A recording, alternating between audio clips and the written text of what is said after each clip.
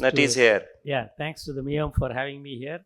And repairing the trauma eyes is my passion. And as I said in the morning, we also have to prevent retinal detachment or trauma to the eye. And traumatic retinal detachment accounts for 10 to 40% of all retinal detachments. And it is seen in about 30% among all serious eye injuries. And the initial evaluation, I think in the morning also we had the detailed history is important. And I also mentioned about the medical legal importance. And second is about the checking the visual acuity, particularly in the young children and with the people or parents around. So this that cartoon says you must clearly explain the problem to the patient. An attempt to perform a dilated fundus exam without scleral depression to assess for posterior pathology and suspected intraocular foreign body.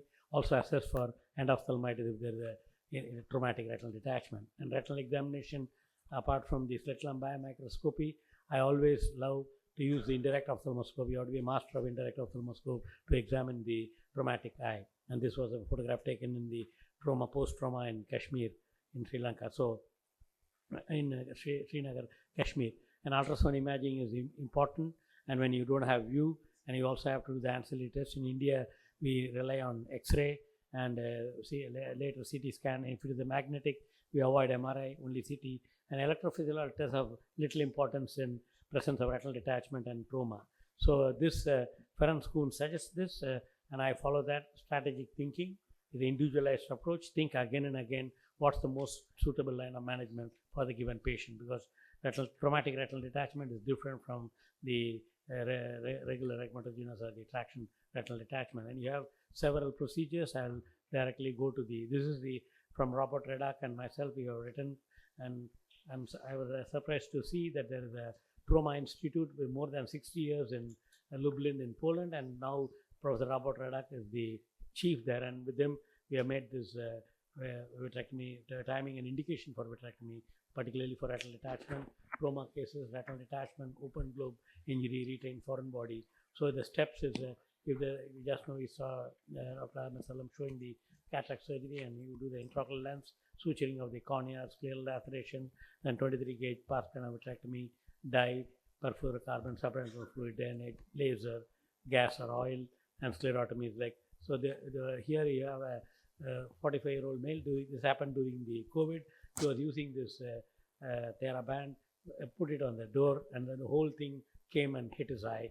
And then he had a total retinal detachment with PVR, and you can see this is a total hyphema, and then so usually we like to, as I said, after the first surgery, I like to do the surgery in 6 days. The PVD may not be complete, but still 6 days is if you do, because you have to avoid PVR, which is a terrible problem if there's retinal detachment in a trauma with vitreous hemorrhage.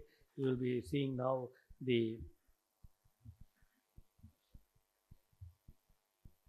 how do I forward it?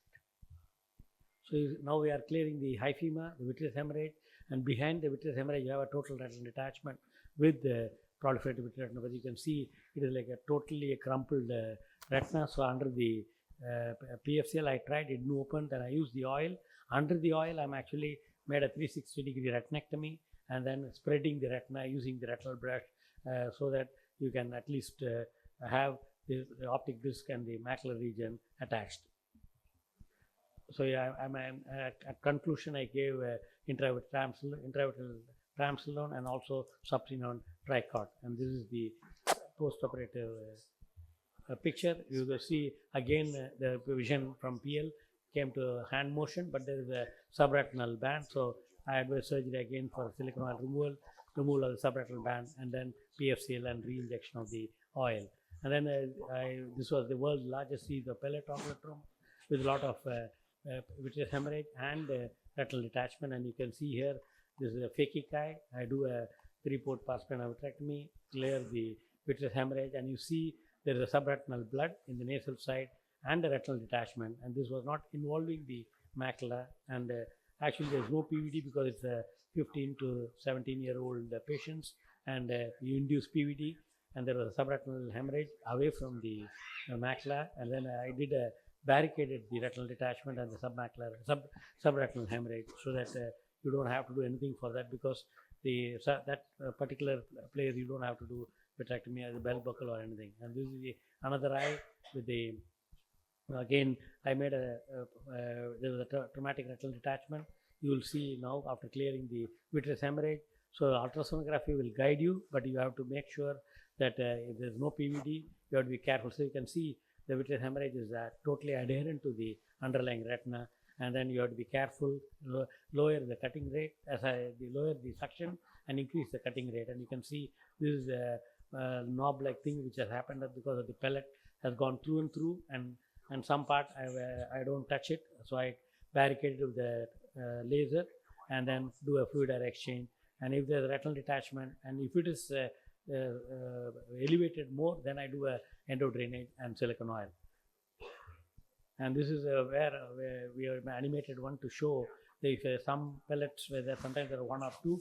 So I make a 11:1 incision after making a partial vitrectomy, and then keeping the pellet within the vitreous hemorrhage and then removing it through the separate incision. The idea is the pellet not to roll and fall down, and the retinal detachment. If you are going to use the 4-prong forceps which we have designed, you can damage the retina while removing the intraocular pellet or any foreign body, particularly irregular phase foreign body. So this is the 11:1 incision we have made, and we introduced this 4-prong forceps through that and grasp the pellet or the foreign body from the vitreous hemorrhage, so that following completing the vitrectomy, removing the pellet, we can complete the vitrectomy and also repair the retinal detachment. And this is the 4-prong forceps which we have designed, published in Indian Journal. And this was the one covered in saying that epidemic of dead eyes in Kashmir as India uses pellet guns on protesters. This was a New York Times, but 1,011 patients were thanks to Dr. Tariq Qureshi. We have done that, and we made the. So I think I wanted to conclude by saying, even if there is no perception of light, only in trauma you should repair the eye, and if there is retinal detachment, reattach the retina. You will be surprised to see some from hand motion to 1 meter vision you may get. And in the trauma 1,011 patients, we got 80% of them had only counting finger vision. But for that patient, if the fellow eye, he is going to live for, if he's 20 years old, he may live 80, 90 years old.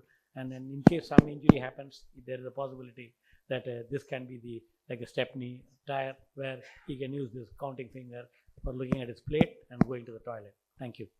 Thank you, Natarajan.